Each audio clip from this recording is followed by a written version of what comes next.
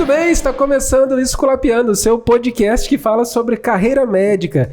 E hoje, Felipe, nós estamos inaugurando um quadro novo. É o Esculapiando Round. Você sabe o que é isso? Não sei, Dermival. O Esculapiando Round, ele pega um assunto que está aí no hype, né, na mídia. Nos trendings. Nos trends, e nós vamos trazer pessoas incríveis, grandes especialistas desse assunto, pra gente poder trocar uma ideia, bater um papo e aprender um pouquinho mais, né? E principalmente passar informação de qualidade, porque hoje em dia tá tão difícil ter informação, fonte boa de qualidade.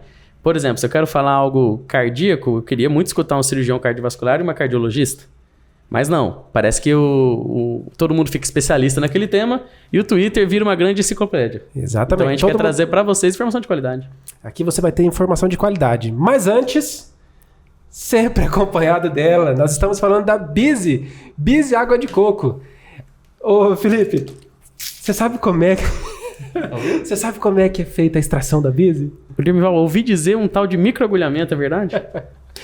A Bizzy Água de Coco, ela é extraída por microagulhamento a vácuo, ou seja, a água vem do coco direto pra garrafinha. Então o Mauro diz que ela é estéreo. Cara, essa água praticamente. Pode passar na ferida que não dá nada. Pode lavar as feridas, pode dar pras crianças, porque se você ler aqui atrás, ó, ingrediente, é só água de coco, ponto. Água de coco e ponto. Tanto é que você encontra ela na parte refrigerada das conveniências, dos supermercados. Não é na parte que os alimentos cheios de química aguentam ficar na temperatura ambiente. Quem não tem química não aguenta. Exatamente. E quem mais está patrocinando esse episódio? Mais uma vez, o delicioso restaurante O Canto do Cupim, que completa 10 anos esse ano. Bom demais. Todo ano eles fazem uma festividade específica, que é o Porco no Rolete. Então, em setembro vai ter um evento lá fantástico. Já está o de jejum pronto para ir para esse evento. E se vocês dois não foram, não conhecem, eu faço questão de levá-los até lá, porque realmente pratos deliciosos, inéditos e originais. Muito bom. A Bizzy, ela sempre manda um presentinho. Alcance pra gente, por favor, meu bem. Desculpa a minha voz, viu, Dermival? Tá um pouco falhada. Não tem problema não, Felipe. Você é de casa. A Bizzy sempre manda, ó. Normalmente a gente manda um pro casal, mas um é pra Alessandra. Eu tava falando... Não é pro Guilherme não, é pra Alessandra. É pra Alessandra. Eu tava falando pra minha esposa o seguinte. Somente um cirurgião cardíaco e uma cardiologista faria uma pessoa com o coração tão bom quanto é a Alessandra. Você é menos puxa-saco, né? Não sou, cara. Eu falei pra ela... Eu tinha dia que eu queria trucidar meus R+. Mas eu esperava ela estar de pós-plantão pra ela não estar no hospital, entendeu? Aí eu aprontava o terror mesmo, porque ela não merecia. Felipe, quem são nossos convidados? Estamos diante de duas figuras icônicas da medicina sul-mato-grossense. E por que não também de cunho nacional. Estamos com o Dr. Mauro Cosme, cirurgião cardiovascular, intensivista, e a doutora Sandra Helena Gonçalves, com S, por favor, né? Cardiologista também. A senhora também tem o RQE de cirurgia cardiovascular. Eu fiz residência em cirurgia cardíaca. Então estamos só diante de pessoas que operam aquele que é o órgão mais nobre. Uma salva de palmas. Pros neuro. Uma salva de palmas pra eles são bons demais. E assim, então vai lá e opera o órgão que tá funcionando. Não, o neuro acho que é o cérebro. Tá Mas bom. o órgão nobre é o coração. É o coração. Gente, poxa vida, muito, muito obrigado por aceitarem.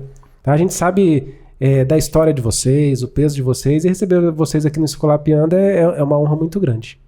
Pra gente também é um prazer, né? Estar conversando. Tem que trocar ideia com a medicina jovem também, né? Doutor Mauro, mas eu já não tô no jovem mais. Olha esses cabelos brancos aqui, doutor Mauro. Vamos ter que achar outra galera, então, viu? Quando eu formei, eu achei que era jovem, mas passou 10 anos, eu já tô na outra, porque a geração tá trocando muito rápido. Mas aí a informação chega também. Doutora Sandra, deixa eu perguntar uma coisa pra senhora. Qual é a origem da senhora? Nasceu aonde? Eu nasci em Minas Gerais, sou mineira. Que cidade, uai? Oliveira. Nossa, eu não conheço, não. Minha família é de Beraba. Então, é por ali, norte de Minas. Mas, assim, morando em Belo Horizonte, depois fiz faculdade em Brasília, né? Eu formei na Universidade de Brasília. E depois fui para o Rio, onde eu fiz a residência, e depois viemos para Campo Grande. E aqui é a cidade que a gente adotou como nossa. Mudou o tempo verbal, a senhora já usou um viemos. Exatamente. E o senhor é de onde, doutor Mauro? Eu sou carioca.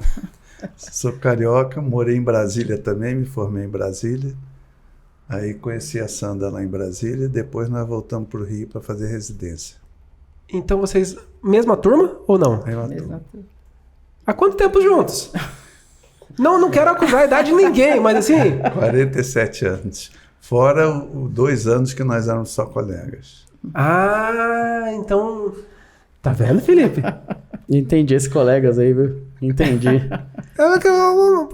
Uma dúvida assim, boba, coisa minha aqui. Quem que teve interesse em quem primeiro? Acho que fui eu. Não foi não. Ele tinha interesse em outra colega. Ah, é? Ih, rapaz. Ela lembrou, doutor Mauro. Isso era de câncer? Eu acho que o Covid me tirou alguma parte da memória. Não sei do que ela está falando, né, doutor? Se eu não lembro, eu Já não me estava tirou lá. isso aí. Eu acho que foi aquele tempo entubado que deu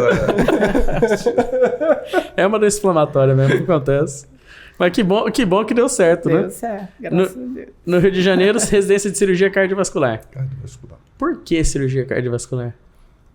Porque tem N opções. Eu puxei a Sandra, né? Na verdade, eu ia para fazer matérias de cirurgia, adorava fazer alguma coisa mecânica, né? Gostava. E quando eu fazia matérias da cardiologia, eu ficava apaixonado na cardiologia. Então, resolvi juntar. Aí a Sandra teve uma quedinha pela parte gástrica lá. Mas no meio do caminho, disse, vamos trabalhar junto, vamos fazer alguma coisa que a gente trabalhe o tempo todo junto. E ela veio para cardiologia e gostou. E como é que foi para a senhora essa transição? Então, na época da universidade, a gente sempre se relaciona com o professor que se identifica mais. Eu identificava muito com o professor ele era especialista em fígado, doutor Plínio. E aí eu era monitora, gostava e falei assim, não, vou fazer gastro. Nós formamos em Brasília, a gente forma no meio do ano e no final, tem as turmas forma uma turma no meio do ano e outra no final do ano. Nós pegamos uma época de greve, então a nossa turma formou atrasado. E aí, quando nós formamos, não tinha residência. Tinha que esperar 6 meses para fazer a prova para residência. Nesse intervalo, eu fui para o Rio e fiquei na 4ª enfermaria lá da Santa Casa, fazendo clínica médica. E nessa época, pensando em gastro. E o Mauro já estava na cirurgia cardíaca e acompanhando um cirurgião lá de Laranjeiras. Aí conversa, vai se identificando, vai começando a frequentar, e aí eu falei, surgiu uma oportunidade de fazer a prova, né, da residência para entrar em cirurgia cardíaca. Eu falei, vou fazer, né, tô aqui mesmo para fazer prova, aí passei. Casais inteligentes enriquecem juntos. Não, best-seller, isso aí? Aí entrei, assim, a gente fica meio inseguro. O Mauro já tinha 6 meses que estava lá na cirurgia, já tinha mais segurança, né? Porque a gente começa plantões e acompanhar. E ele me ajudava, né? Ficava nos plantões comigo, eu nos plantões com ele. E assim a gente foi aperfeiçoando. A gente entrava no plantão na 4ª de manhã, saía na 6ª tarde. Ela ficava no meu plantão e eu ficava no plantão dela. Exatamente. A gente tomava banho lá no hospital. Dava para ter um pouco de dignidade. A CCH que pedia, né? Eu achei interessante que a senhora falou que ele tinha 6 meses na frente, né? Ele já tinha mais experiência. É a impressionante capacidade que a residência médica tem de, em 6 meses, que são apenas um semestre, de colocar em outro patamar. De tanta convivência prática que você tem todo santo dia, né? É muito importante a formação, a gente fazer a residência, porque quando a gente sai da faculdade, a gente sai cru, né? Então, a gente precisa realmente de ter nós fizemos 4 anos, né, de cirurgia, né? Hoje a residência são 5, mas fizemos 4, né? Então, isso é muito importante para a formação. Eu acho que as residências não devem acabar, pelo contrário, devemos estimular, né, que todos venham a fazer e que tenham oportunidade. Às vezes nem todo mundo tem oportunidade de entrar numa residência, mas tem que ter como objetivo, né, muito importante. Concordo plenamente. A curva de aprendizado, igual um colega nosso falou esses dias, ele queria ser emergencista. E aí o Rodrigo Quadros falou para ele o seguinte, olha, o que você vai aprender nos próximos, o que você vai demorar 15 anos para aprender com experiência, em 3 anos de residência você vai sobrepujar isso daí. Então, no final das contas, a residência, ela é uma economia de tempo, uma economia de energia, uma economia de dinheiro, porque você ganha muitos anos depois, né? Sim. É um investimento bom na carreira, né? A gente morava no hospital, tomava café da manhã, saía para jantar e dormir e voltar. Mas vivia tudo. Se o caso era importante, a gente ficava. Se a cirurgia demorasse mais, nós ficávamos. Fim de semana a gente dava plantão 24 horas no domingo e emendava segunda, normalmente saía no horário normal. Então, e assumir responsabilidade, né? Outra coisa, a gente ficava de chefe do CTI naquele domingo, claro que tinha um suporte, quando você precisava de alguma coisa, tinha quem discutir uma opinião e tudo, mas isso vai te amadurecendo muito, né? Você vai entendendo o que é gerenciar o grupo, a enfermagem, o fisioterapeuta, resolver problemas administrativos, porque domingo o hospital está meio vazio de tudo, né? De administração.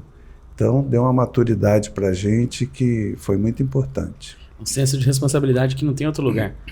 Você não vai adquirir em 3 meses, em 3 anos de UPA, esse senso de responsabilidade de uma residência, porque você pega o paciente no pré-operatório, você opera, e você vê o pós dele de meses, de ano, e que às vezes vai dar ruim, e você tem um senso de responsabilidade de estar falando com o familiar, de ter um vínculo, né? Isso na porta você não tem. E no nosso caso ainda tem o cardiologista que indicou, e toda a família que indicou. Gente de fora que pergunta, mas vai operar aí no Mato Grosso mesmo? E a responsabilidade, né? E aí a próxima pergunta, vocês vieram para cá, Mato Grosso do Sul já, né? Já do Sul. Nós viemos em 85. Por quê? Era um lugar para desbravar, o mercado financeiramente ok? Eu sabia que... Eu fiquei no Rio de Janeiro, a gente estava no hospital que é da Universidade Estadual do Rio de Janeiro, da UERJ, e eu achava a vida, você entrava às 7 horas no centro cirúrgico, saía às 7 da noite, não falava com as famílias, você só conhecia a pessoa no centro cirúrgico, e a gente tinha essa vantagem de ter esse pós-operatório que a gente fazia no domingo. E eu queria vivenciar mais, você conversar com as famílias, e é muito segmentado. Então, um é que faz o pré, o outro é que conversa com a família. E eu procurava uma cidade de porte médio, achando que ia ser em volta ali do Rio de Janeiro, ou Petrópolis, ou Nova Friburgo. E aí eu conheci Ribeirão Preto e conheci São José do Rio Preto. Achei cidades de porte médio muito boas. E surgiu uma oportunidade profissional aqui. Em 15 minutos a gente arrumou mala, Fusca e não tinha violão. E chegamos aqui com tudo. A gente não tinha filho ainda, né? A gente ficou 5 anos casado sem ter filho ainda. Então, já era alguma coisa. Eu ouvi numa roda de conversa que tinha essa vaga. Eu disse, acho que essa é minha. Aí não falei nada, deixei a roda se desfazer. Dispersar. Aí fui lá pro chefe e disse assim, que não ouvi. Essa vaga eu queria ela. E nós éramos bons residentes, eles gostavam da gente e ajudaram muito a gente vir aqui. Aí em uma semana nós viemos aqui, conhecemos e em seguida nós mudamos definitivamente para cá, de tudo. E era de Malicuia.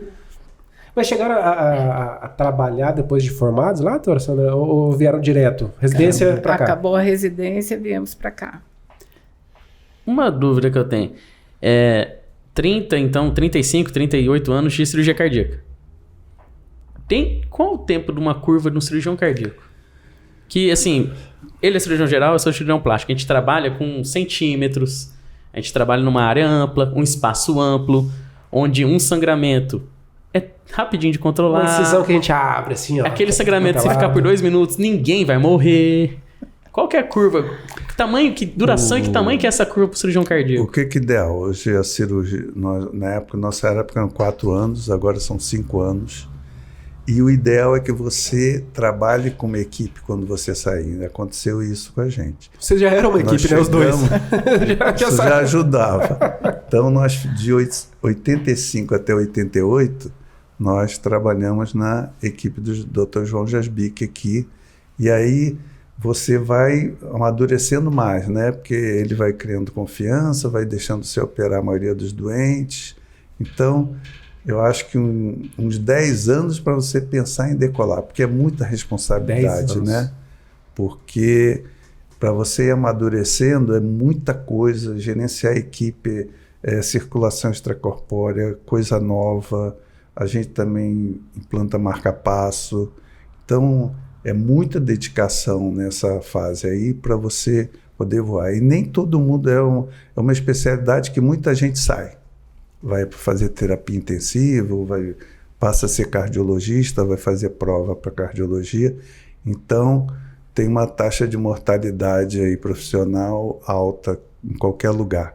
Porque ou você se encaixa numa equipe, ou você, para criar uma equipe nova numa cidade que não tem, é um investimento danado. Imagino que se encaixar numa equipe muitas vezes é fazer o que você não quer, é ouvir o que você não gosta, né?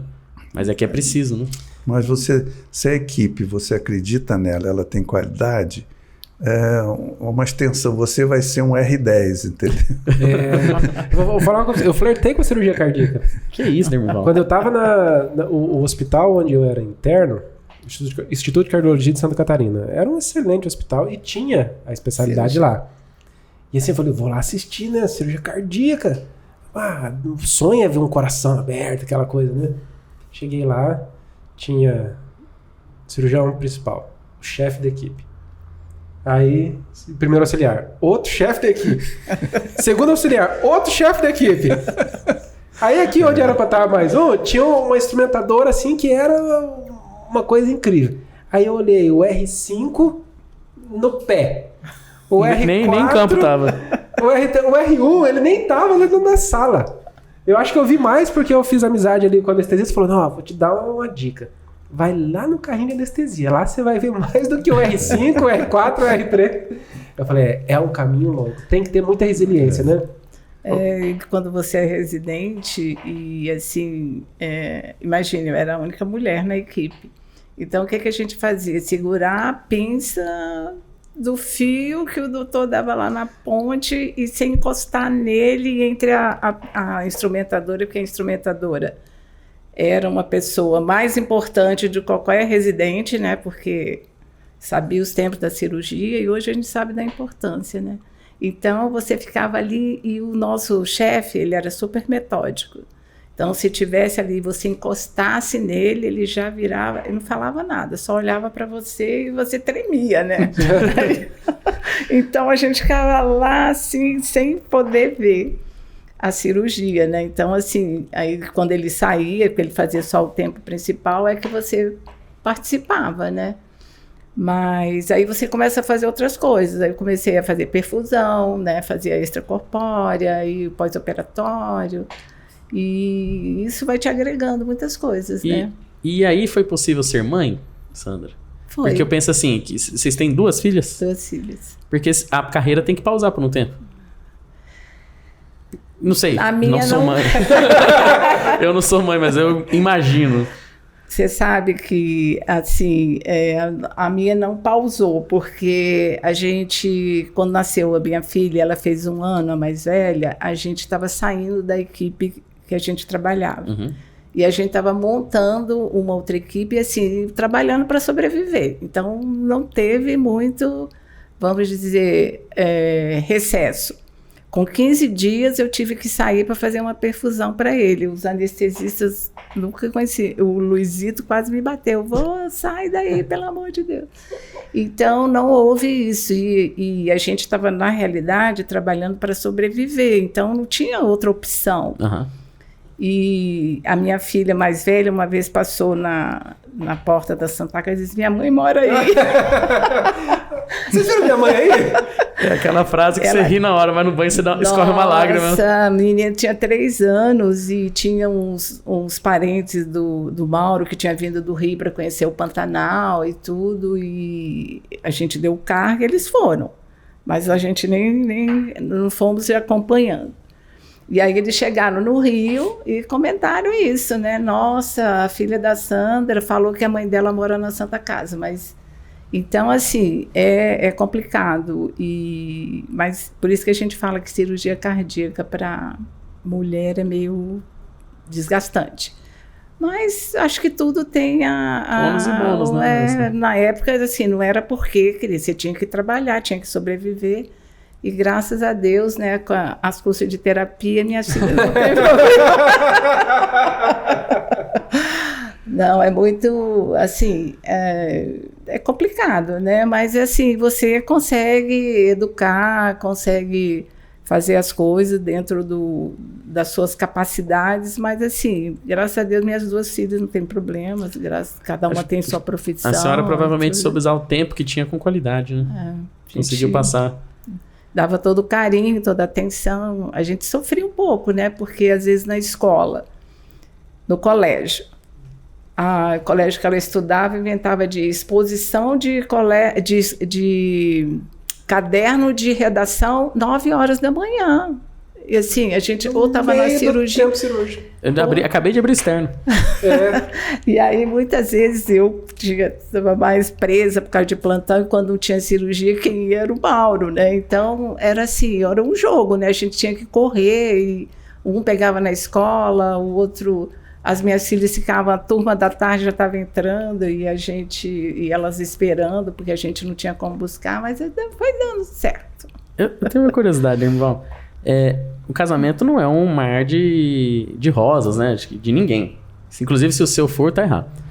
O casamento é uma montanha-russa, como todo relacionamento entre as pessoas. Se um dia vocês dois, vamos supor, tiveram algum atrito, uma briga do casal, como que fazia em campo cirúrgico? Só falava o necessário, só falava no olhar, trocava de auxiliar? Não. Um respondia pro outro. Não. Nós não somos de guardar muita coisa, não. Então, cirurgia, eu acho que o tempo mais quente nosso é durante a cirurgia, né? Porque eu estou operando e ela está na bomba coração-pulmão. Então, o doente está na mão dela lá. Nessa hora não é nem do anestesista, é dela. E, de vez em quando, a gente discorda do que está acontecendo. Ela veio reclamar de mim e eu vou reclamar dela. Então, mas a gente aguenta o tranco aí. Porque, assim, tudo que acontece durante a cirurgia, quando está em SEC, o problema que acontece é da SEC. Então, não é da cirurgia, não é do quem está em campo lá, que dobra a drenagem, que você tem que falar. Então, assim, às vezes você tem que responder, quando ela né? começa a falar de mal, eu digo, e hoje ela está afim de conversa. Está afim de conversinha. Doutora, para quem não entendeu, como é que funciona? A gente precisa ter, na cirurgia cardíaca, então, um cirurgião com a mão ali dentro do coração e precisa ter um outro cirurgião, um cardiologista na SEC. O que é a SEC? Qual que é a função dela na cirurgia cardíaca? Quando você abre o coração, você tem que parar a circulação, né? Então, a circulação passa a ser feita por uma bomba, né, onde você drena todo o sangue do paciente, passa num oxigenador, onde o sangue é oxigenado, e a gente devolve via aorta, né, para o coração. Então, aquele período em que está trocando uma válvula, ou está até botando ponte, mas que é com a circulação extracorpórea, fica ali, o anestesista nessa parte ele nem participa, então fica com quem está na SEC, que é na extracorpórea. E existe um tempo para isso? Ou assim, o cirurgião pode demorar o tempo que for, que a SEC mantém? Sim, mantém a gente, vamos dizer assim, quanto mais rápido ele operar, melhor, né? Mas não tem assim, às vezes o doente tem uma coronária mais difícil de fazer anastomose, ou na hora que você vai voltar para o coração, voltar a bater, aí o paciente já tem um grau de comprometimento de contratilidade, então vai demorar mais um pouquinho, vai precisar de drogas, né, vasoativas e tudo, para poder o coração voltar a bater. Na hora que ela falou um pouquinho mais rápido, o Dr. Mauro fez uma cara de que opera bem pra cacete. Não, agora eu quero apertar. Eu acho que ele não anda no corredor, ele flutua. Entendeu? Mas, por exemplo, o ideal é que seja de 1 hora e pouco no máximo a circulação extracorpórea. Mas tem casos de ir até 3 horas, assim, são doenças da aorta, uma doença grave que chama de dissecção de aorta, que é uma espécie de ruptura da aorta, e a gente vai o tempo que for necessário. Mas é um doente que vai dar mais trabalho no pós-operatório, porque ele ficou 3 horas com uma circulação totalmente fora do coração e do pulmão dele, né? Isso causa um processo inflamatório importante. Mas, vamos dizer, nesses 43 anos de cirurgia cardíaca, o material melhorou muito, a qualidade melhorou, os medicamentos melhoraram, e nós também melhoramos, graças a Deus, os remédios melhoraram, a estrutura melhorou, né? Então, é um avanço contínuo que você tem que ficar ligado. Você tem que dar a oportunidade do paciente ter o melhor possível. Hoje em dia se fala muito da perda de oportunidade, né? Então você não pode deixar de dar toda a atenção que aquela pessoa merece, né? É muito importante porque pode ser oportunidade única, né? De você ter uma ação ativa, em vez de... Então, a cirurgia cardíaca, ou a gente anda na frente do que vai acontecer, porque depois que aconteceu, o trabalho vai ser 10 vezes maior, como tudo, né, na saúde, né? Então, a gente desconfia de tudo e de todos durante um tratamento de pós-operatório, fica olhando para o doente como se ele fosse uma granada que o pino está quase caindo, né? E como a gente hoje opera pessoas na faixa de 80 e com uma gravidade muito maior, você tem que ter uma estrutura, e é uma estrutura enorme, né? Porque é um pré-operatório grande, a cirurgia, o centro cirúrgico tem que estar preparado, o hospital tem que ter preparado, tem que ser um hospital nervoso com aquele paciente, tudo na cardíaca é prioridade para a gente, tem que ser para o hospital. E depois tem um pós-operatório que o trabalho deles às vezes é muito maior do que o meu, se estende mais, né? A gente participa orientando, mas o desgaste deles é maior do que o nosso. E você tem que ter tranquilidade que vai operar um doente grave e ele vai ter um acompanhamento adequado. Não adianta você fazer uma cirurgia linda e depois o pós falhar, ou vice-versa, ou a indicação não ser tão boa. Então, ou é um conjunto, ou é time mesmo. Sempre foi time, é time. É o que você falou, está numa cirurgia, o meu auxiliar pode até em algumas coisas ser melhor do que eu, né? Então, é bom você estar operando com alguém experiente, que te chama a atenção de alguma coisa, te dá uma dica. É bom quando você não está sozinho, né? Que você, quando opera com pessoas inexperientes, fica muito palpite, né? Exatamente. Quase um estudo duplo cego. E se põe o R1 é um triplo cego. Então, é bom você ter do outro lado. Eu, graças a Deus, sempre tive pessoas com experiência do outro lado, que eu estou falando. Tem até algumas coisas que eles faziam melhor do que eu. Então, a gente, às vezes, dividia o que um faz, o que o outro faz. Então, você tem que ter humildade para também ouvir palpite numa hora que você está tenso, às vezes não quer tanta conversa, né? Mas eu atendo a conversa da Sandra lá. Eu sou, acho que, o cirurgião mais bonzinho que ela tem. Quando ela reclama, eu tento ajudar. Tenho que dizer, não, aqui está tudo bem, deve ser o problema seu aí embaixo. Sabe por quê, doutor? É porque teu plantão continua em casa, entendeu? Não acabou? Eu dou atenção ao que ela fala lá. Gente, 2 cirurgiões, cardiologistas, o que é mais fácil? Aprender a operar um coração ou aprender a gerir um hospital? Eu acho que são treinamentos diferentes, né?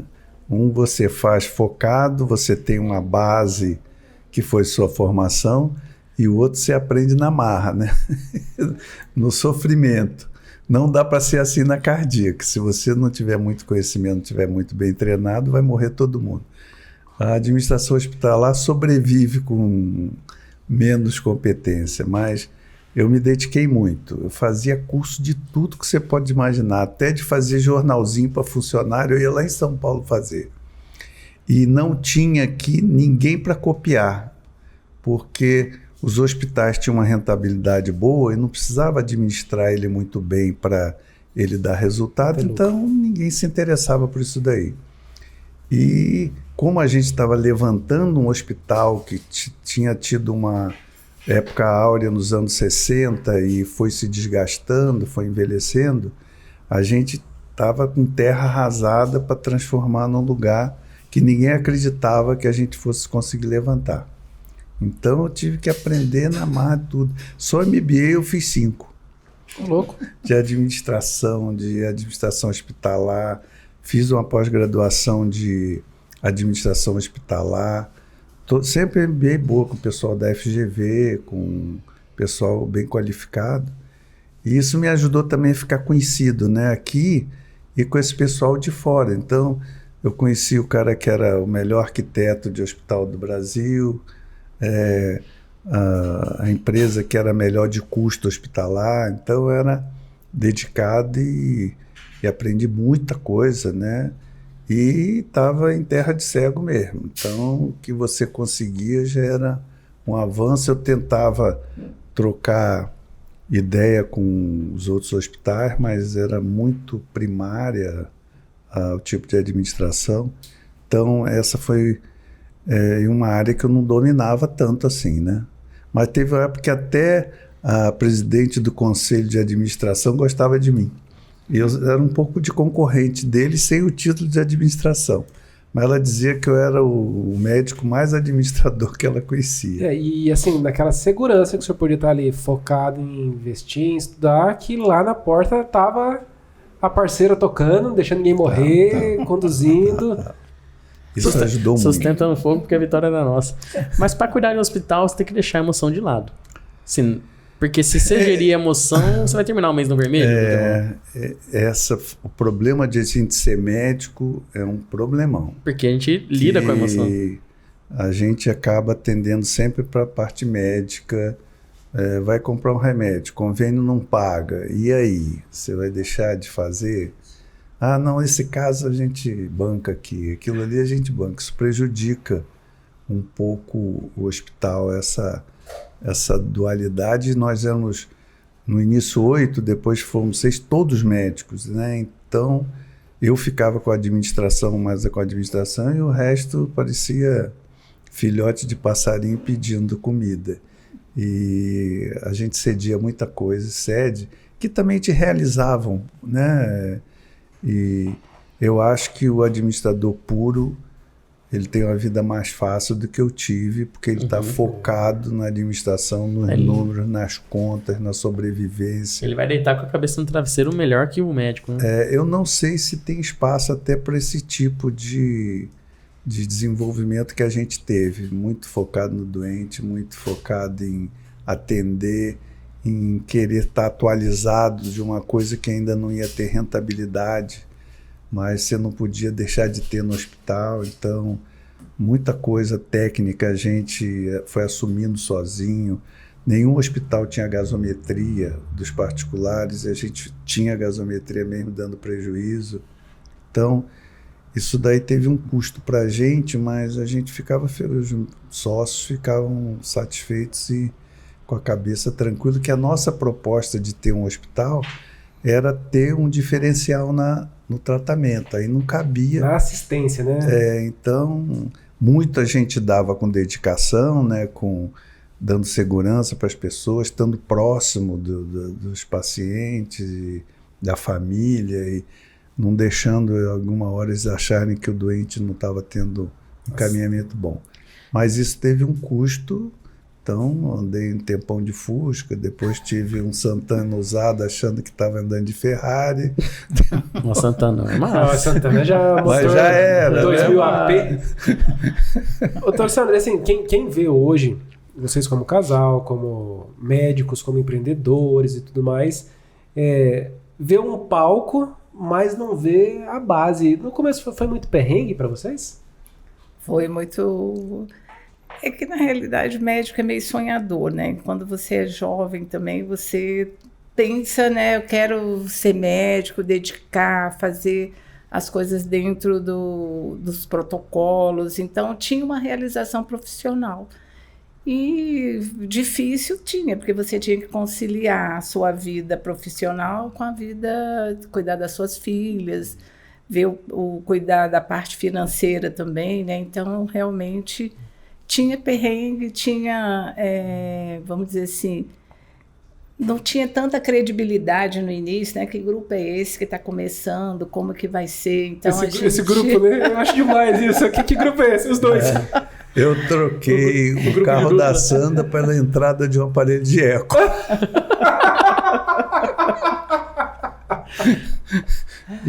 Genial! Não trocou o dele, trocou o dela. Infeliz da vida, infeliz da vida. Olha essa fração de injeção aqui, cara.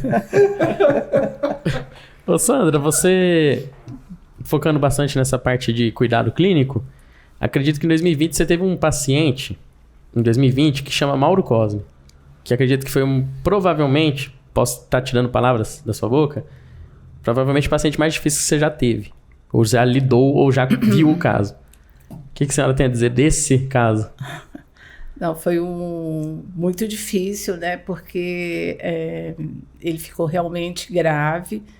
E numa época que a gente sabia muito pouco sobre o Covid, a gente não tinha experiência nenhuma, tirou o chão, né? A gente ficou meio sem chão, preocupado com o hospital, a minha preocupação era ele. E graças a Deus nós tivemos uma equipe que continuou tocando o hospital e realmente eu não tinha cabeça para nada. Eu dediquei o tempo todo, eu fiquei lá no hospital. Claro que eu era a esposa que só podia fazer a parte ali de... Família, né? Família. Porque acreditei na equipe, né? A equipe que cuidou dele, graças a Deus, nós somos muito gratos. E eu passei a morar no hospital. De novo. Novidade. Provavelmente dessa vez a filha estava morando junto com você lá dentro. Pois é, a Alessandra, né, ajudou muito, né? Assim... Ela tinha muito conhecimento também, né, das pessoas que ajudaram. Eu passei a morar num apartamento que tinha lá, fora do isolamento, para poder saber, porque você fica sem cabeça de ir para casa, saber o que está acontecendo. E assim, era o cuidado de estar ali do lado. Gaso de hora em hora, imagina ela. Qual é outra gaso? Eu fazia rodízio com os técnicos de enfermagem na hora que eles iam descansar. Porque eu ficava muito preocupada, respirador, dependente, curarizada. E aí a gente fazia rodízio. A hora que eles iam descansar, tinha sempre aquele de confiança, né? A hora que você for descansar, você me avisa. Aí eu ia e ficava lá junto com outro técnico, mas ali do lado, vendo o respirador e tudo. Mas graças a Deus deu tudo certo. Foram quantos dias de CTI e quantos dias de intubação? Ele ficou 10 dias, né? 15 de CTI, 12 de intubação. De intubação. Doutor Mauro, uma pergunta assim, particular mesmo. Provavelmente o senhor não chegou em franca insuficiência, o senhor soube que ia ser entubado e tudo. O senhor achou que ia morrer? Não. Isso é isso que eu tô falando. Achei.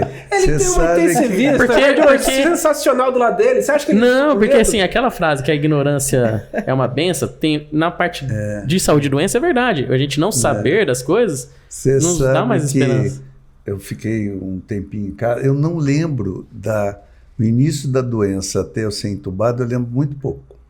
E elas falam que eu estava angustiado, eu passei uns 3 dias no hospital sem respirar direito, angustiado. Então, essa memória, graças a Deus... E outras cositas também, né? Outras cositas no início do episódio. Aí, quando... Teve um dia que eu estava muito cansado, aí a Sandra ficou comigo, aí a Alessandra entrou, elas estavam se revezando. Aí daqui a pouco ela entra chorosa assim... Pai, nós vamos te entubar. Aí eu digo, tudo bem, pode pegar aquele laringoscópio bom lá do centro cirúrgico. Não pensei em nada assim, vou morrer, não vou morrer. Tem que entubar, cara. Não, graças a Deus não tive esse medo assim, fiquei administrando por enquanto eu podia. Eu digo, eu aviso ao anestesista que eu quero pouca sedação, porque mal sabia ele que ia ficar chumbado lá 12 dias. O senhor lembra quem que entubou o senhor? Lembro que foi o Tiago e a gente... Aí eu discuti, não, eu quero ser entubado ainda aqui. E eu comi tem 2 horas, então cuidado, meu pescoço é meio longo. Aí, pior paciente. Aí né, tem uma hora que eles disseram, não, vai entubar aqui, a cama não vai passar para o CTI. Eu digo, então tá bom, então vocês me levam... É a última coisa que eu lembro assim. E aí eu acordei de um sonho... 12 dias depois, com um tubo na boca, olhando pro teto assim, eu disse, rapaz, eu acho que eu fiz um AVC. Porque eu não mexia nada, né? Só mexia a pontinha do dedo e um pouquinho com o pé. Eu disse, rapaz, eu fiz um AVC, coitado da Sandra, né? Eu devo ter... Vai ver, eu estava dormindo, fiz o AVC. Ou então eu estava trabalhando e caí. Depois, aí eu com tubo na boca. Eu disse, eu vou ficar quietinho aqui. Só vendo se os funcionários estão trabalhando direito. Porque eu disse assim, se eu tossir ou fechar o olho, esses caras não vão me estubar e vão ficar me aspirando aqui. Aí eu fiquei quieto, sem tossir lá. Mas, então, a minha memória é muito curta dessa hora, né? Porque eu demorei um tempo para antes ser estubado. Mas, graças a Deus, a memória só... Aí tirou o tubo, a Sandra disse, Sandra, eu fiz um AVC. Aí a Sandra chegou e disse, não, você teve Covid. Aí eu tinha... Mas você não sabe nada daqueles dias, entendeu? Aí, tentando começar a andar, não conseguia ficar de pé e tudo. Então, foram 3 meses aí de fisioterapia. E as pessoas foram me dando, o senhor teve meio grave aí, o pessoal já não estava apostando no senhor. Queria dizer não, mas... Aí eu não queria saber muito também não, aí eu perguntava assim, o que eu disse, os 3 primeiros dias não havia melhora, você piorava e o pessoal começou a consolar a Sandra. A vida é assim mesmo, tem um ciclo. E tinha plantonista que pegava mais pesado. Por isso, eu acho que não dá para fazer mais nada, não. Tá sofrendo. Mas então, aí eu fui pegando pé da situação, mas também eu nunca peguei no prontuário, nem queria fazer, nem dei palpite, nada. Porque eu era o presidente do hospital, cara. Se eu olhasse com cara feia para alguém, e ó que tinha dia que eu queria esganar lá o fisioterapeuta.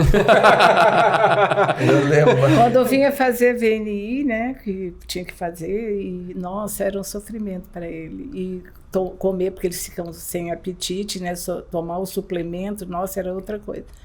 E assim, o pessoal procurava agradar ao máximo. Até salmão fizeram para ele, para ver se ele conseguia comer, mas não comia nada.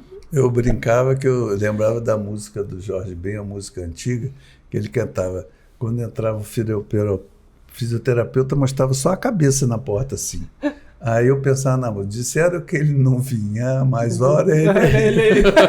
Vou dizer, não, hoje era 3 vezes por dia, aquele negócio, aquela máscara com pressão que se sufoca, e uma delas era 11 horas da noite, né? Eu dizia, não, hoje ele deve estar com um doente grave lá, ele vai me esquecer. Aí ele mostrava, mas eu não fazia nenhuma coisa para intimidar ele. Ah, e precisava. E precisava. Se olhar lá no leito, é o dono do hospital. Do hospital. Vou lá sufocar ele. Se eu aperto ele pra fazer bem, eu tô demitido. E se eu faço mal, eu tô demitido também. Imagina a posição desse cara. Ô, doutor Maurício, foi em setembro, né? O senhor teve que estubou e tudo, teve uma hipotrofia importante, muscular, tudo. Quando que o senhor voltou a operar? E qual que foi a sensação, a emoção que o senhor tem? E eu nunca... Eu só pensava em ficar bom. Não pensava assim, pô, será que eu vou operar? Vou parar de operar? Cada dia eu ganhava alguma coisa, né? Andava 10 metros, tinha que sentar, depois andava 15 metros, 20 metros. Depois eu fui para casa para subir 2 lances de escada, não conseguia, tinha que sentar com uma cadeira e às vezes usar oxigênio. E aí acabei operando numa urgência em dezembro, né? Eu estubei no dia 1º de setembro. Então... E você volta também vendo um monte de coisa, né? Porque dos medicamentos que usaram para você, droga, né? Eu via uma praia, via passar um trem. A sorte é que tinha uma TV no telejornal que eu dizia, não, a realidade é aquilo ali. E estavam lançando nesse dia nota de 200. Eu digo, pô, acho que eu não estou sonhando, não. Acho que é uma nota de 200 que hoje até a gente não vê tanto, né? Mas queria estar sendo que nota feia da desgraça, né? O Lobo Guará judiado. Ah, mas eu gosto dela, hein? Não. E tinha impeachment de governador, de governador do Rio, de prefeito, era uma confusão. Aquilo ali... E outra coisa, né? Eu tive um benefício, todo mundo em volta de mim era conhecido, né? Então a enfermagem era conhecida, minha família estava perto de mim. É diferente de você acordar num CTI que você não conhece ninguém né? E as pessoas... Eu acho que todo o meu investimento de trabalho no hospital me devolveram lá. Exatamente. Para fazer jus, Demival, o hospital, no caso, é o mesmo hospital que o Rafael, enfermeiro, Isso. elogiou no episódio passado, que ele foi atendido, foi tratado lá, né? Que ele não era nem um pouco dono do hospital. Não, eu acho que ele nem trabalhava lá, né? Não, nem era funcionário. Mas Ele assim, pediu para ir para lá. Sim. Eu acho que o senhor deu a prova da qualidade do serviço que vocês dois gerenciavam, ficando no próprio hospital. Nem uma hora eu pensei assim em sair e elas também não tomaram essa decisão, né? E algumas pessoas perguntam assim, e quando você ficou doente foi para onde? Para o Hospital do Coração, que eu acreditava que dentro do conhecimento que a gente tinha, a gente estava se mantendo atualizado e estava fazendo o máximo que a gente podia pelos pacientes, né? Que massa. A gente chegou a ter lá 27 doentes entubados, que o pessoal ligava e dizia, pô, doutor, tem não sei quantas pessoas aqui no posto, estão sem respirador, eu só não botei gente lá em banheiro. Mas o resto eu fui encaixando, a gente adequava, expandia. Ia tendo que fechar as unidades para virar todo Covid. E nós tínhamos um problema com remédio, né? Então teve dia lá de a gente ter remédio para 2 dias. Você vai botar mais alguém para dentro, não podia botar em risco quem já estava, né? Então a gente media a quantidade de remédio no nosso estoque 3 vezes por dia.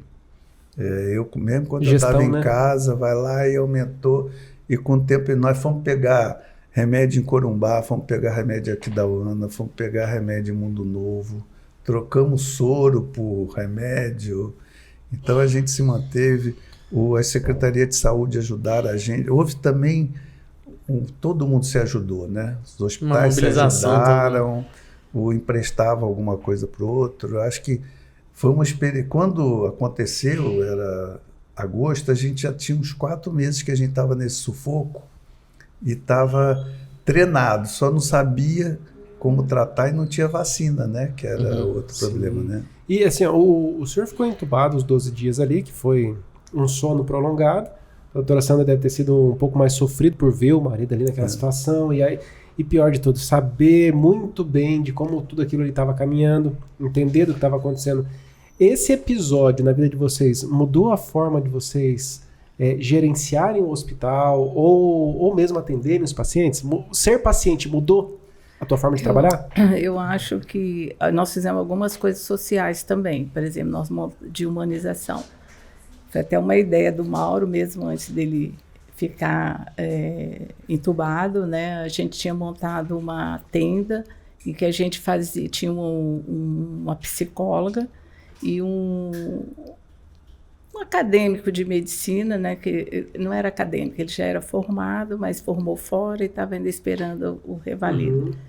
E a gente fazia acolhimento das famílias, e aquelas famílias que tinham necessidade, a gente arrumava a cesta básica, porque nós tivemos coisas tristes, como pai e mãe que faleceram e deixaram adolescentes ou crianças, tiveram muitas situações assim tristes de familiares.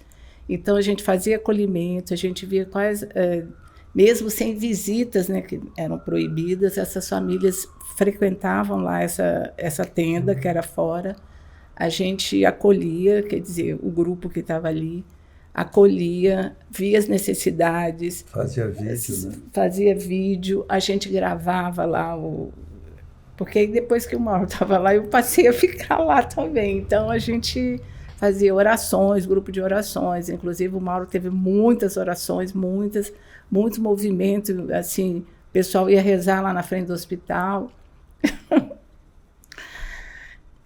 Dias difíceis, né? É muito, assim, emocionante, né? A gente vê.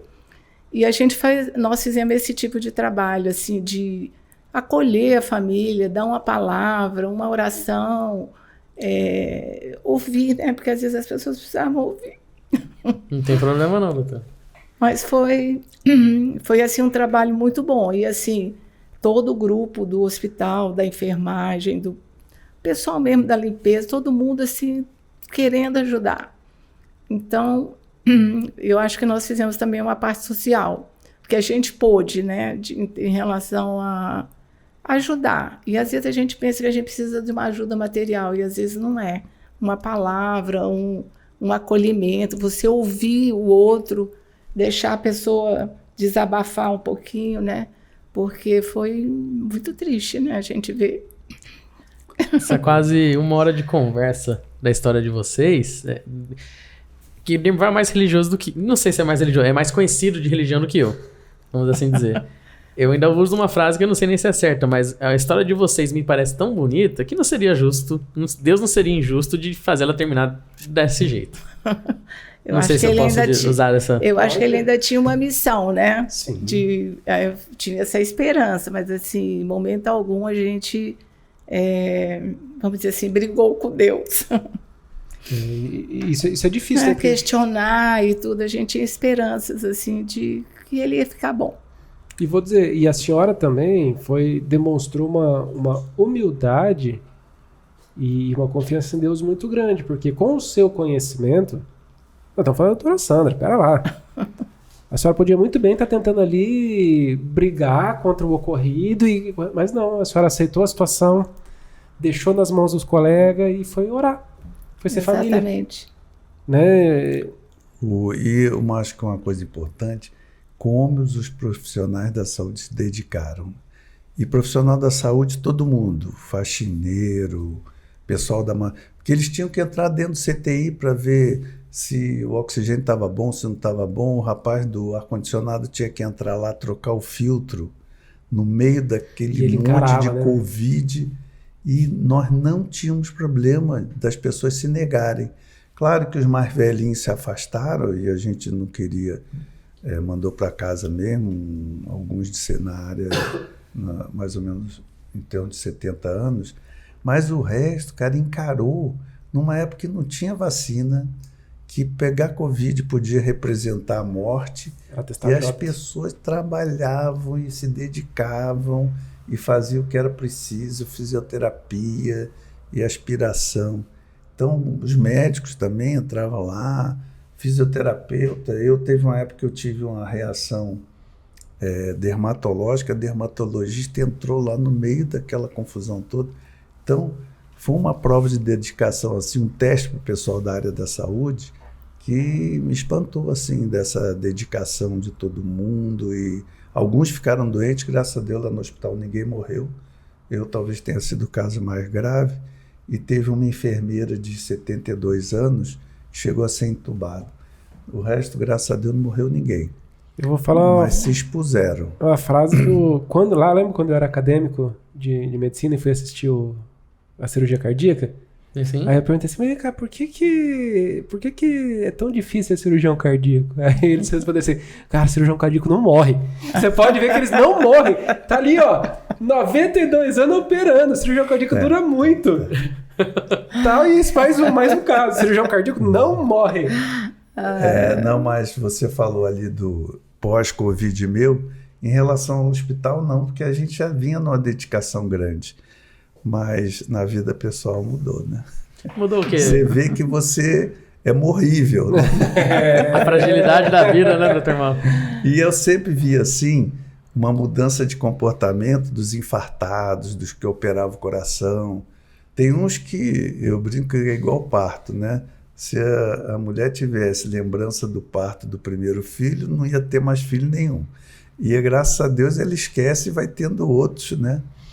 E a cirurgia cardíaca também é assim. Durante 6 meses o cara jura que não vai mais comer, não vai fumar, que vai emagrecer. Daqui a 6 meses ele esquece. Tudo volta. Mas eu via que tinha uma mudança de comportamento que eu questionava se eu teria. Será que depois, se eu tivesse um infarto, eu mudaria tanto a cabeça? Mas muda. Você valoriza, vê que você pode a qualquer hora faltar, que você com 40, 50 anos acha que não morre, né? Faz seguro por obrigação, mas... Faz seguro para não usar. Muda, né? No breve papo que a gente teve antes de começar, eu notei que acho que o senhor gostou mais de viajar agora. O senhor tá meio viajador, né? Não tá medindo esforços, não. Antes a gente não viajava muito, porque aproveitava às vezes os congressos para ir, porque tinha a responsabilidade do hospital. Então a gente quase não ia, porque ficava preso, né? Então, agora a gente está ainda não desprendendo de vezes, assim, de viajar mais, mas estão viajando mais um pouquinho. Estão viajando bem agora, né? Que bom! Pode viajar mais. As meninas cobram, tem que aproveitar. Agora nós estamos aproveitando mais, mas antes a gente era mais preso porque era muita responsabilidade, né? Então a gente não tinha coragem de viajar. E quando tinha um feriado, todo mundo viajava e a gente ficava. Os dois.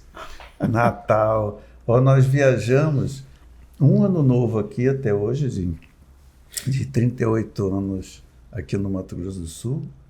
Um ano novo, Natal nenhum, né? E Carnaval, que a gente viajou agora, Semana Santa, sempre nós éramos que deixa o pessoal viajar, que a gente segurava, vai tomar conta aqui da... Mas também não ficava chateado, nem arrepiado. Triste, não. Vocês estavam juntos, né? O duro se um fosse, outro ficava, mas vocês estavam juntos. Não, exatamente. Então era assim, era combinado, né? Vamos ficar e a gente era assim, não olhar para trás e dizer, ai, perdemos. Não, nós estamos olhando para trás, achamos que trabalhamos de acordo com o que a gente gostava, que a gente queria fazer. Então, estamos realizados. Gente, nós vamos entrar então na parte chamada round, né? Nós estamos... Felipe, contextualiza a gente o que está acontecendo nos últimos dias aí relacionados à medicina, que está mais em voga aí na mídia. Você abre a Globo.com, tem uma foto do Faustão. Você vai no Instagram, tem algum especialista em transplante que começou ontem sobre o assunto, falando que o Faustão comprou um coração. E você vai no Twitter e aparece alguém falando de que a fila foi respeitada. E para a gente dar uma informação para o público da maneira mais pura, científica e respaldada possível, nós temos 2 cirurgiões cardíacos aqui para explicar um pouco para a gente a elucidade, que não houve compra nenhuma, de que houve sim, que existe uma fila, um respeito e tudo mais, de que o processo cirúrgico de um transplante é só o início de um tratamento. Porque pensa o seguinte, agora está todo mundo feliz porque o Faustão está acordado, mas e se o Faustão morresse na cirurgia? Ia ser uma campanha negativa para a doação? Não sei. Então tudo isso que a gente vai discutir agora com o Dr. Mauro e com a doutora Sandra. Doutora Sandra, nós vimos que o Faustão ele teve um problema de insuficiência cardíaca, né? A grosso modo, o que é insuficiência cardíaca e por que ela leva à necessidade de transplante e não de uma outra manobra, outro tratamento? O coração é um músculo, né? E vários fatores, né? Que, por exemplo, hipertensão, infarto, inflamação do músculo, que a gente chama de miocardite, pode levar à doença do músculo e esse músculo, com o tempo, vai ficando, perdendo a função dele de contratilidade. É igual um elástico, você vai puxando até uma hora que o elástico perde a capacidade de voltar. Então, aí a gente fala que o coração não consegue mandar para todo o corpo a quantidade de sangue com oxigênio que precisa para funcionar o rim, todos os outros órgãos. E aí o músculo entra em falência. Ele não consegue, claro que tem todo um caminho de terapia, né, de medicamento, existem devices, né, como um ressincronizador, que você pode fazer essas medidas antes de chegar à necessidade do transplante. Mas o que eu acho mais importante é a gente prevenir para não chegar a precisar de ir para um transplante. Então, por isso que a gente fala muito de prevenção. No caso que você está citando, claro que é do Faustão, a gente não tem conhecimento. A gente tem conhecimento do que a gente ouve. Mas, por exemplo, o Faustão tinha obesidade, era diabético, hipertenso. Então, isso tudo são fatores que vão causando, vamos dizer assim, uma sobrecarga para o músculo do coração. E com o tempo, vamos dizer assim, com a evolução da doença, com a não resposta à terapêutica, vai chegar um momento que você vai precisar substituir essa bomba. Então, há necessidade do transplante. Mas antes do transplante, tem várias etapas, né, que você vai fazer, o paciente passa para chegar na fila para chegar na indicação do transplante. Mas medicamentosas, de mudança de comportamento, tudo. Mas cirúrgicas mesmo, baseando um coração fraco de insuficiência cardíaca, a única alternativa cirúrgica de um grau grave é o transplante. Você tem várias causas de ter um problema de insuficiência cardíaca, né? Algumas são doenças de válvulas, que a gente, em determinada etapa, substituindo por válvulas artificiais, você prolonga a vida da pessoa, às vezes até resolve. Se está numa fase que o músculo já não entrou em falência, você consegue resgatar. Tem o problema da obstrução dos vasos, que a gente pode tratar com ponte safena, com ponte mamária, que são maneiras de fazer o sangue chegar depois do entupimento, né? Por isso que chama de ponte. Um atalho, um desvio, né? Então, tem situações que você consegue resgatar e tratar clinicamente. Tem a parte de medicamento, a Sandra falou, tem um tipo de marca-passo que quando o coração está batendo de forma não sincronizada, um lado do coração bate, o outro se atrasa, e isso causa uma ineficiência dele. A gente tem um tipo de marca-passo que faz com que os dois lados, o ventrículo direito e o esquerdo, batam sincronizado. Então, a gente tem bastante recurso antes do transplante. Mas chega um ponto que os recursos acabam, né? Então, começa a se pensar na substituição desse coração, que pode entrar numa fila com uma prioridade que não seja tão grande, tem pessoas em casa esperando, mas como a quantidade de doação de órgão e os lugares que transplantam são limitados, muita gente morre na fila de transplante, né? E como alguém acaba sendo transplantado. Às vezes, o risco de vida começa a ser muito importante, ela começa a viver de uma forma muito artificial, com diálise, e acaba ganhando uma prioridade. E, sem dúvida, o local ajuda, né? Se você está em São Paulo, você tem um número de transplantes maior do que se você estivesse no interior do país, numa cidade pequena, e até por esse acesso, né? Muitas pessoas se mudam quando entram para a fila de transplante. A gente indica, ó, se você puser, vai para um lugar onde o transplante é mais frequente, que a sua chance aumenta.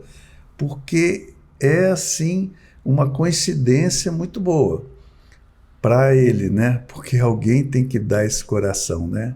Então, aquele doador, a família tem que aceitar, ele tem que ter indicado para alguém que ele aceitaria ser doador.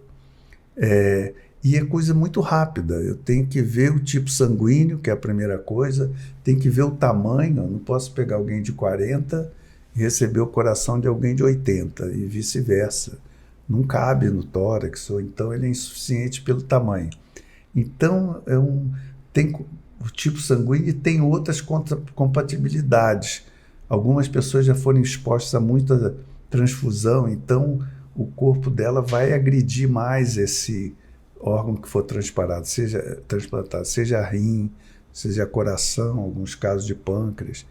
Então, é uma coincidência, assim, feliz para os poucos que conseguem essa coincidência aí, né, de poder receber uma doação. E cirurgicamente, a cirurgia de um transplante ter sido um sucesso não significa ainda que o desfecho vai ser favorável. Não, porque tem todo o acompanhamento, né? O período pode ter rejeição, o doente toma medicação para evitar que o organismo rejeite, né, o coração transplantado, que a gente chama de imunossuprimido. O resto da vida ele vai ter que ser imunossuprimido, doutor? Vai. E é por isso que tem que, vamos dizer assim, como que eu vou falar assim, um conhecimento do paciente transplantado de como ele vai cuidar desse coração novo, como que vão ser os hábitos, como que ele tem que se portar em relação a prevenir infecção. Então, assim, é um resto da vida cuidando desse coração, que é um presente, né? Então, e mesmo nessa fase aguda, recente, assim, o pós-operatório recente, ainda pode haver rejeição nesse período. Pode ter infecção, pode ter rejeição, então a gente tem que aguardar como que a pessoa e passa apresenta. Por um filtro religioso, psicológico, porque não adianta você botar... A gente tem essa dificuldade, às vezes, mesmo na cirurgia cardíaca, você investe muito numa pessoa que não entendeu o quanto você conseguiu fazer por ela e ela dá muito pouco valor àquilo ali e a durabilidade é pequena. Que não, é alguém que trocou uma válvula, você tem que estar com a sua higiene bucal ideal, não pode ter cárie que pode dar infecção na válvula. Então a educação, a parte psicológica, pode ser alguém que depois do transplante caia numa depressão que vai morrer por depressão, né? Então tem muitos fatores envolvidos aí. O primeiro transplante que eu vi foi em 86, foi lá nos Estados Unidos. E era um primeiro transplante que eu vi foi em 86, o senhor já viu um transplante? Sabe?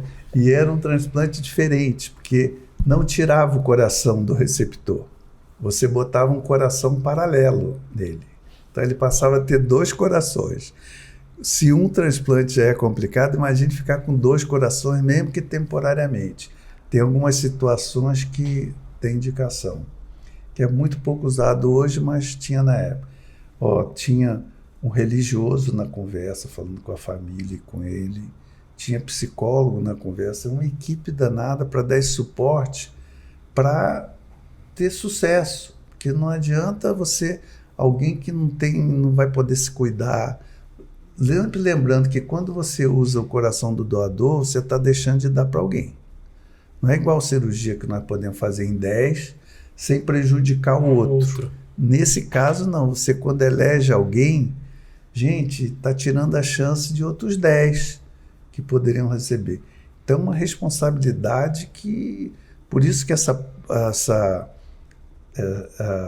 fila é única, tem um controle da Secretaria de Saúde, tem que se evitar qualquer fraude que possa ter. É muita responsabilidade de todo mundo que está envolvido nisso. Tem uma hora que é escolha, né? Tem 2 pacientes gravíssimos e você vai ter que escolher qual dos 2 vai ser daquela vez. Conta algumas coisas, tem uma expectativa de viver mais tempo, mas tem muita decisão a ser tomada que são muito difíceis e não tem a coisa certa para fazer, né? Você acha que às vezes você pode apostar em alguém de 40 que vai durar menos que alguém de 65, 70 que está lá na fila e se cuidaria melhor e se daria melhor com aquele órgão, né? Então, não tem resposta certa. Viu? Vocês acham que se a gente conversasse mais sobre o assunto doação, demonstrar para minha família, eu sou o doador, se a gente conversasse mais sobre isso, o senhor acha que a gente teria um volume maior de transplante? Eu acho que esse caso do Faustão pode ser uma época boa, pelo menos para você elevar a doação. Às vezes é temporário, né? Porque comove todo mundo. Já teve época de querer botar na carteira de motorista, porque tem um monte de decisão de família, né? A família acabou de ter um acidente de alguém que estava são e mais comum, né? Um motoqueiro. Então ele estava conversando com ele, acidentou. E quando é que a família vai dizer desistimos dele para dar todos os órgãos para outra pessoa? Também, se prolongar muito isso, há um desgaste do organismo tão grande que não vai... Porque vai poder fazer córnea, você vai ter 2 rins, você vai ter vários órgãos, você vai ter coração, pele, pulmão, osso, córnea, né? Então, aqui no Brasil é muito criterioso essa parte de reconhecer a morte cerebral, né? Então faz arteriografia, é muito criterioso para você não ter dúvida. É tão longo e tão criterioso para isso que muitas vezes a gente perde a vitalidade dos órgãos porque o paciente estava na demora da execução do protocolo, de tão rígido que ele é, tão rigoroso, né? Então, você tem que estar, a equipe do hospital alerta, a equipe do CTI, saber o momento certo de conversar com a família, da hora que tomou a decisão, tá a disponibilidade. Às vezes o órgão viaja, né? Sim. Tem um doador aqui, não tem ninguém aqui que tenha dado compatível ou que esteja pronto. Então você pode alertar. Nem sempre você tem essa disponibilidade de transporte aéreo na hora, que é tudo na hora, né? Tirou o coração, você tem poucas horas. O tempo de isquemia é limitado. É limitado. Inclusive eu estava lendo, quem faz o transporte geralmente dos órgãos quando vai para fora de estado FAB, né? A FAB, a Força Aérea, e a Polícia Militar também. Na E o ausência... Corpo de Bombeiros. O Corpo de Bombeiros também? O Corpo de Bombeiros faz transporte, eu vou falar. Tenente Dirmival leva até você. Nosso estado, ele teve um excelente resultado com o transplante, porque nós tínhamos à disposição a aeronave para isso. Então, ó, temos um órgão, o primeiro colocado da fila, às vezes estava muito longe, ele não vai dar tempo dele chegar. Entende? Ah, o segundo colocado também não vai conseguir. E o do Mato Grosso do Sul? Chegou. Que é a única possibilidade que entra, que é aceito você ter uma verba externa, é nessa impossibilidade, na ausência do transporte para o outro estado do paciente que vai receber. Aí sim, nesse caso, o receptor pode custear a vinda desse órgão. Óbvio que é fritar um voo, resumindo. Esse é o único caso que aceita alguma coisa externa. E tem equipes que vêm tirar, às vezes, o órgão. Né? Coração é comum. Quem vai fazer o transplante já participa aqui de tirar. Qual que seria o ideal? 2 salas de cirurgia, o doador num, e a chance de sucesso aumenta muito, né? Porque você acabou de tirar o órgão. Isso acontece com certa frequência e eventualmente entre vivos, né? Quando é parente, no caso do transplante renal, ou o fígado, que você pode tirar parcialmente o fígado. Essa é a situação ideal, né? Não perda de tempo nenhum. Mas quando você transporta, vai queimando um pouquinho essa sua chance, né? Mas também, e é uma decisão complicada, né? Quando é que você rejeita um órgão depois de ele já ter sido transportado? Toda a mobilização. Treinado, mas você não pode perder 2 pessoas ao mesmo tempo, né? Doador e receptor. Então são decisões assim de equipes muito treinadas, que tomam decisão com segurança e são objetivos no que estão fazendo. Doutor, vai receber, por exemplo, o paciente vai receber o coração.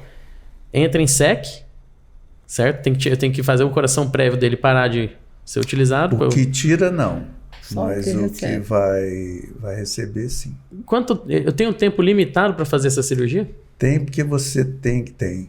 Tem tempo que você mantém ele com uma solução gelada e que a gente chama de cardioplegia, que faz com que as células fiquem adormecidas e quietinhas e frias, não consumindo oxigênio e não se deteriorando. Então você é o primeiro órgão que você vai tirar. Ele que a hora que o coração, o paciente vai ser considerado em óbito, é a hora que você tira o coração.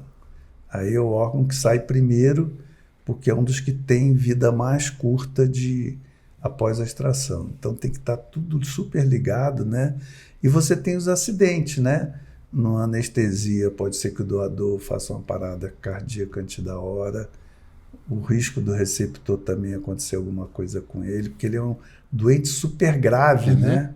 É um doente que é uma anestesia. O Fausto Silva da vida estava com dobuta na hora. Entubado, dialisando. Então, é muita coisa que tem. É igual a Fórmula 1. Tinha tudo para bater na primeira curva, né? Mas graças a Deus, a maioria, todo mundo chega ao final da corrida, porque é muito treino, muita tecnologia. Então não é uma coisa para você dizer, vamos fazer um programa de transplante aqui no hospital tal, que vai sair na mídia. A curva do cirurgião, ela é uma curva longa, né? Para ter habilidade, destreza. Só quem já viu uma cirurgia cardíaca entende que eu estou falando quanto a habilidade, destreza para operar. Mas ali é um tempo limitado, o cirurgião vai lá, se dedica, coloca tudo dele ali e depois entrega o pessoal da intensiva, da cardiologia, para falar, agora é contigo. Eu acho que ali o caminho fica um pouco mais difícil, né? Com certeza. Eu acho que a cirurgia cardíaca não acaba no centro cirúrgico. Ela começa no centro cirúrgico e tem continuidade na terapia intensiva. O pós-operatório, principalmente eu considero as primeiras 12 horas muito importante, que é a hora que você estabiliza, né? Porque o doente sai inflamado, né? Do procedimento, então a hora que você consegue dar uma estabilidade nele, para depois ele sair, continuar tendo uma evolução boa, né? E às vezes você opera alguns pacientes que já não estão na fila do transplante, mas já estão bem comprometidos. E mesmo você melhorando, né, a condição dele, trocando uma válvula, ou revascularizando, botando as pontes, esse doente às vezes no pós-operatório te dá um pouquinho de de trabalho, até esse coração que a gente às vezes diz que o miocárdio está adormecido ou atordoado. Então, você tem que dar um tempo com drogas, vendo qual medicação que você vai dar, como que você vai tirar essa medicação que ele está dependente. Então, assim, o pós-operatório é muito importante. E do transplante é mais delicado ainda, né? Ele sai com algum device, além da... Ele faz o transplante e só, ou ele fica com marca-passo, ele fica com algum outro dispositivo? Marca-passo é rotina da gente deixar um fio de marca-passo toda cirurgia cardíaca para se acontecer algum bloqueio temporário, que é, de repente, o coração para de bater subitamente. Então, a gente tem esse recurso. Mas tem pacientes que eles têm muito mais uso desses instrumentos no pré, né? Tem pacientes que vão ficando tão graves que, se você não usar algum recurso, um deles é a própria ECMO, né, que se popularizou aí, que é você fazer um tipo de circulação extracorpórea, só que com o coração dele batendo e o pulmão dele batendo. Você dá só sob suporte. É diferente da cirurgia que a gente para coração e pulmão e fica todo por conta. E tem o coração artificial, que é um mecanismo de metal, né, com uma bomba, na verdade, que pode ser interna, né? Tem pessoas que sobrevivem muito tempo e ela tem um abastecimento, uma bateria externa que fica mantendo ele funcionando, né? E então você tem alguns recursos que a gente chama de ponte para transplante. Algumas vezes, como não acontece o transplante, acabou virando uma maneira de sobrevida, né? Mas é que é um aparelho de mais de 1 milhão, então não é um aparelho que você possa estar usando toda hora e é de uso único, você não consegue. Mas naquele momento não deixou morrer, e aí tem que coincidir de aparecer um doador compatível com aquele ali. Esse está na fila número 1. Tá ainda, e às vezes a pessoa está acordada, está conversando, e você vendo que está perdendo ela. Não é fácil essa situação, né, no hospital. Eu convivi com a Alessandra, né, uma amiga nossa que tinha um coração artificial, e nós demos o suporte para ela para levar para São Paulo, para ela transplantar, e ela não tinha pulso, ela não tinha pressão arterial, por causa do coração artificial não gerava onda, né? Então, quando ela dormia, dava um desespero, porque o oxímetro não marca nada. Sacanagem. Aí eu te falo, no voo, né? A gente voando. Você tá bem? Eu tô acordado, eu tô bem, tá tudo bem, fica tranquilo. Não esquece de tá vivo. Não esquece de respirar. Por isso que o transplante cardíaco não tem hora, né? Além de toda essa sobrecarga da equipe, pode ser que o transplante comece às 2 horas.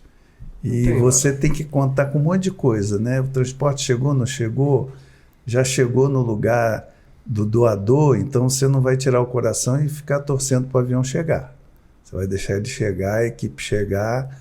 Então, é um sincronismo daquele que não é fácil, não. Quando é na mesma cidade, já ajuda muito, né? Tranquilo, né? Você... Ô, doutora, uma eventual rejeição, ela ocorre nas primeiras horas, nos primeiros dias, ou pode demorar meses? Uma rejeição de órgão transplantado? Em todos os tempos. Tem a rejeição aguda. É muito difícil. Que a pessoa faz uma insuficiência cardíaca aguda e às vezes controlável. Não quer dizer que a rejeição, que a pessoa vai morrer. Pode ser que você, dando o diagnóstico, você consiga segurar ela um pouco. E chega ao ponto de você precisar de um pedacinho do coração para saber se está tendo rejeição ou não. Que é a biópsia, que se faz com o aparelho através de uma veia, vai lá e tira um pedacinho e estuda. O paciente não melhorou como a gente queria. E às vezes você não tem um indicador seguro que está tendo alguma rejeição. Então faz biópsia de tempo em tempo, você tem que ir lá tirar um pedacinho do coração e ver como é que ele está. Então é um tratamento contínuo, mas com o tempo estabiliza, né? Mas como o renal também, né? O renal você também tem que ter controle, todos os outros, né? Tem que ter um controle, tem que ter uma estrutura muito boa para você estar fazendo, né? Trabalho de né? Trabalho de equipe, um monte de gente. Mais uma vez, equipe. E todo mundo bem treinado, né? eu acho muito admirável a entrega que as equipes de transplante de qualquer órgão que seja tem. Porque o cara tá doando 100% da disponibilidade de tempo dele para que a qualquer momento ele tenha que sair da cama dele ou sair da apresentação do filho dele ou do que ele estiver fazendo, porque chegou a hora dele fazer aquilo que ele treinou boa parte da vida dele. Eu vejo alguns colegas meus que eu tenho que estão em São Paulo nos stories assim, indo pra captação, indo buscar não sei o quê. Essa parte eu sinto um pouco de frustração do tipo assim, pô, na plástica não tem nada disso, né? Poxa, eu tive diploma também, pude fazer um negócio mais humanitário, não sei, né? Essa parte eu fico meio... Agora, você sabe que eu te falei que eu tenho um irmão cirurgião plástico, né? E uma época ele morou 2 anos aqui. E um dia nós tivemos uma cirurgia cardíaca de urgência e eu não tinha quem me ajudasse a mais. E como ele é cirurgião plástico, a pessoa tinha uma perna muito obesa. E a gente acaba tirando a veia safena de uma profundidade de 8, 10 centímetros. E eu pedi para ele me ajudar e ele seria um luxo, né? A pessoa fechar a perna por um cirurgião plástico. Aí foi uma cirurgia assim, umas 6 horas. Quando terminou, eu disse assim, eu tenho certeza que vocês não fazem isso por dinheiro. Mas foi a primeira paciente que tinha intradérmico na perna, né? Monocriozinho. Ele disse, não tem dinheiro que pague essa dificuldade. Tem hoje, quanto tempo leva, em média, uma equipe bem treinada para fazer um transplante? Uma cirurgia de transplante? Umas 3 horas. Tem uma foto muito clássica, né? Acho que dos primeiros transplantes que foi feito aqui no Brasil, da equipe exaurida, em que o cirurgião está deitado debaixo de maca, porque o paciente continuava na sala, fazendo o CTI na sala. Acho que foram 18 horas, é isso? De cirurgia do primeiro transplante? Porque você não tem certeza se aquele coração vai funcionar, né? Você trouxe ele de outro lugar, gelou ele, plantou ali. E ele vai encontrar uma situação que não era do doador, né? Então, pode ser uma resistência do pulmão maior, então ele vai estar em condições que não são a dele. O tamanho pode ser parecido, mas não é igual. Então, você tenta fazer ele bater sozinho, mas você continua ajudando com a circulação extracorpórea. Isso pode demorar. Você tem que dar o tempo dele, porque senão você vai levar ele para o CTI muito precoce e pode ser que não consiga sucesso lá. Então, a gente já teve cirurgia de 9 horas, 10 horas, que era uma pessoa que só tinha indicação de transplante, não estava numa época que estava se fazendo transplante no Brasil, era uma enfermeira, e nós aceitamos trocar as 2 válvulas dela no limite do transplante. Ela saiu, depois foi trabalhar lá no hospital. A cirurgia foi na Santa Casa. Depois ela veio trabalhar no Hospital do Coração. Trabalhou um bom tempo. Depois ela foi lá para Campina Grande. Lá foi para João Pessoa e Campina Grande. Então é alguém que a gente resgatou, que é caso de transplante, o pessoal disse não vai sair da sala. E o hospital inteiro, ela era enfermeira, né? O hospital inteiro torcendo por ela. E a gente ficou umas 9 horas lá de cirurgia, sai, dá remédio, volta um pouquinho, traçando, sai devagarzinho.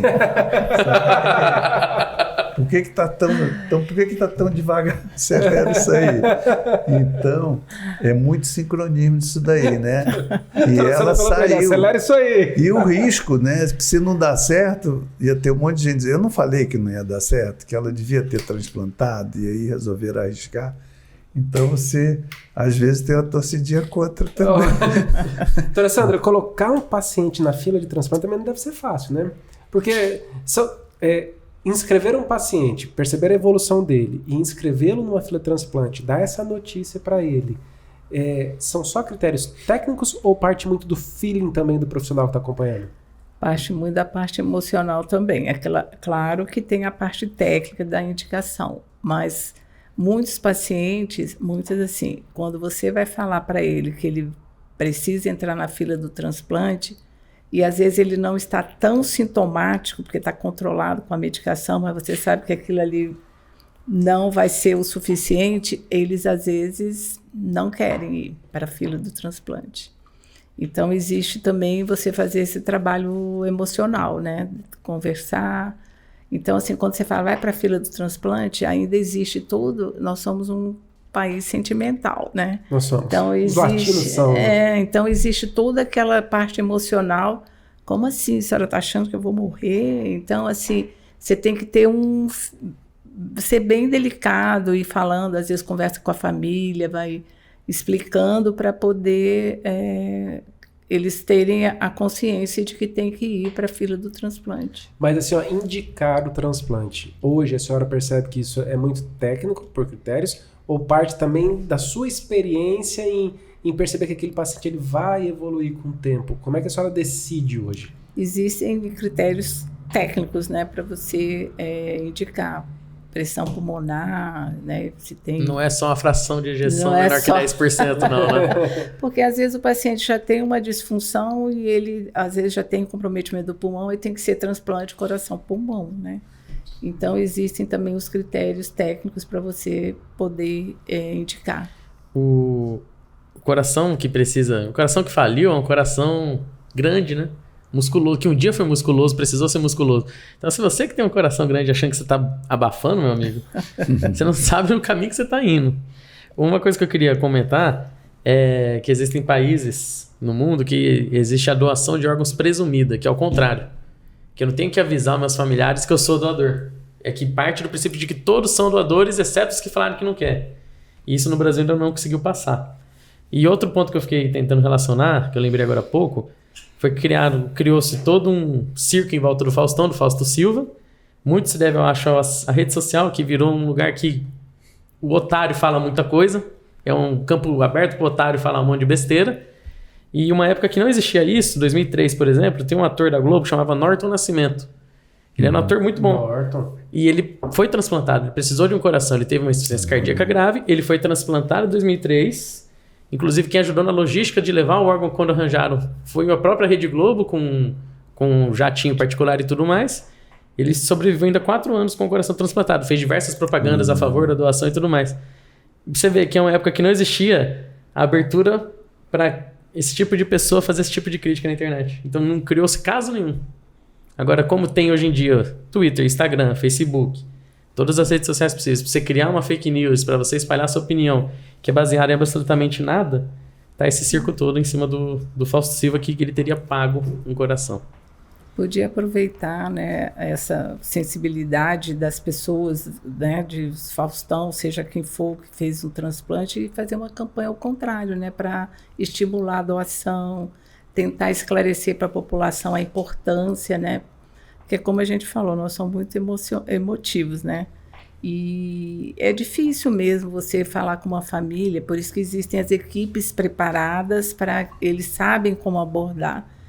E para falar como familiar que se seu filho vai falecer, ele vai ser um doador. Então, a gente precisa mudar isso daí, porque depois que o corpo, né, morreu, e para que vai servir? Né? Vamos deixar os órgãos serem usados em outras pessoas com chance de viverem mais um pouco. Né? Então, isso a gente ainda não tem. Isso bem claro, e isso é uma coisa até que não é só do leigo, até do meio médico mesmo, a gente é meio ainda emotivo, né? A chance da gente precisar de um órgão é muito maior do que a chance de alguém usar um órgão meu. Exatamente, é uma excelente forma de pensar. É uma matemática simples. Sabe quem fez uma campanha super legal uma vez? O Chiquinho Scarpa.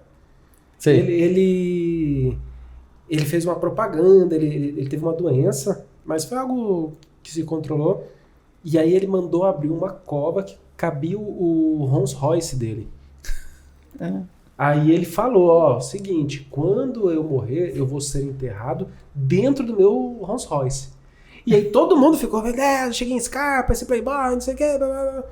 Dias depois ele veio a público e falou o seguinte, vocês estão aí todos impressionados que eu estou enterrando um carro de não sei quantos milhões, mas vocês não têm ideia de quantas pessoas poderiam ter sobrevida se os órgãos de todos que estão sendo enterrados fossem doados. Nós estamos enterrando tesouros. Entende? Aí ele vem e estimula a campanha. Né? E coincidiu da gente estar no final do mês de agosto, e eu particularmente, confesso que eu não lembrava. Eu lembrava muito do Setembro Amarelo, que é de prevenção à depressão e suicídio, né? Mas nacionalmente é o Setembro Verde também, que eles falam que é um mês de conscientização para doação de órgão. Eles até colocam o dia 27 de setembro como Dia Nacional da Doação de Órgãos. Então, para você que está escutando, assistindo, chega para a pessoa que você considera, né, que você ama, tanto quem está acima de você como seus pais, como que tem quem está abaixo, que pode ser seus filhos, e fala a sua opinião. Deixa claro o que é que você quer. Eu, por exemplo, vou aproveitar a câmera, minha família inteira já sabe, eu sou doador, pode levar tudo. Pode levar tudo, até unhas que for usar, pode levar. Entendeu? Faz caixão fechado e bora. Então, faça isso, né? Comunique a pessoa. É uma decisão boa de tomar antes, né? Exatamente. Porque na hora da tragédia, você expõe a complicado. família a uma situação complicada. Se é vontade você queria, é importante elas terem essa certeza, né? Uhum. E que já está nessa de morreu ou não morreu, ainda vale a pena investir nessa pessoa, ainda tem uma chance de um milagre acontecer. E o brasileiro é muito milagreiro, né? E acredita. E às vezes a gente, até nós médicos, acreditamos também em algum milagre, que às vezes acontece, pior, né? De vez em quando acontece um milagre. Então, essa decisão, numa hora que está tudo bem, que você não está, ajuda nessa decisão a ponto de o Estado poder estar ajudando, estar agindo isso daí. Não, a decisão dele, mas depende muito de maturidade da população. Né? Importante frisar isso. Ó. Quem decide é família, Estado não decide. Não é o médico Ninguém que vai decide. arrancar nada se não for uma decisão familiar. O protocolo de morte cefálica, ele é extremamente criterioso no Brasil. E por isso e precisa ser demorado. É demorado, então assim, não tem como, mas ele tá vivo, vocês... Eu já trabalhei com equipes de transplante, já tive aquela sensação de abordar a família, passar por esse treinamento, abordar a família vai, vocês estão querendo matar ele para arrancar. Não, não é isso. Eu, na minha concepção, eu não acredito em fraude hoje para transplante. Eu acho isso assim, você fomentar, querer destruir um trabalho. Uma teoria da muito conspiração sério. que é um desrespeito com o órgão. Eu não concordo com notícia sensacionalista que tenta associar para criar um apelo social, emocional em cima. Esse daqui foi quem doou, esse daqui foi quem recebeu. Eu não concordo com isso. Tá? Pode ser bonitinho, mas isso cria assim uma série de problemas depois. Eu não sei, acho que é até lei, né? Que é proibido você saber quem foi o doador, né?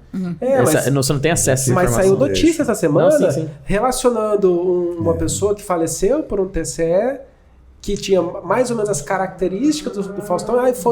Foi esse daqui que doou para aquele ali. Que esse aqui era sangue B e tinha altura mais ou menos igual e o peso mais ou menos igual. Deve ser esse aqui. Eu acho que a gente tem que divulgar mais informação necessária, divulgar mais aquilo que vai trazer benefício do que ficar procurando aonde que eu vou ganhar like. Achando quem foi que doou? Não, amigo. Você quer ganhar like? Conversa com a tua família. Pergunta a opinião deles também, para você não precisar passar por isso se um dia precisar, entre doar ou não doar. Mas que eu espero sinceramente que hoje, nesse Esculapiano Round, com essas duas feras que viveram a história da cardiologia, do transplante, da insuficiência cardíaca, puderam explanar para a gente hoje com muita segurança, com muita categoria, com informação clara de como isso funciona. Quem tá falando não é o seu vizinho engenheiro elétrico não, tá? São dois médicos que estudaram e que sabem o que estão dizendo, tá bom? Dr. Mauro, considerações finais? Agradecer, né? Eu acho que uma das obrigações da gente que vai chegando mais idade, que tem algum conhecimento, é estar divulgando, estar ensinando, seja através de uma preceptoria de residência.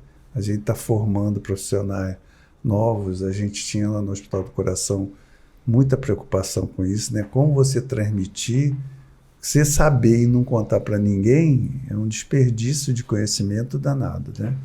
Então, e algumas vezes assim de forma leve, como foi aqui num bate-papo, que eu fico... Vocês têm razão quanto à rede social, nada contra, mas a discussão que tinha sobre o tratamento do Covid, se nós médicos tínhamos um monte de dúvida e tinha um monte de especialista que dizia isso presta, isso não presta, aquilo não presta. Nossa, seu vizinho sabia mais. Né? Tem médico que tomou tudo aquelas drogas todas e não teve Covid, e a gente ainda não sabe se foi porque ele tinha uma resistência maior ou se aquele remedinho ajudou. Nós não sabemos nada e as pessoas acusam os outros, né? Então, eu acho essa informação que não é bem... Nós mesmos temos muito cuidado com o que a gente repassa. Se por um lado a gente tem conhecimento que pode trazer, a gente não tem verdade absoluta. A gente hoje fala em alguns procedimentos que daqui a 5 anos podem ser obsoletos, gente, proscrito. Não vamos mais fazer isso daí não, porque no início deu certo e depois não deu.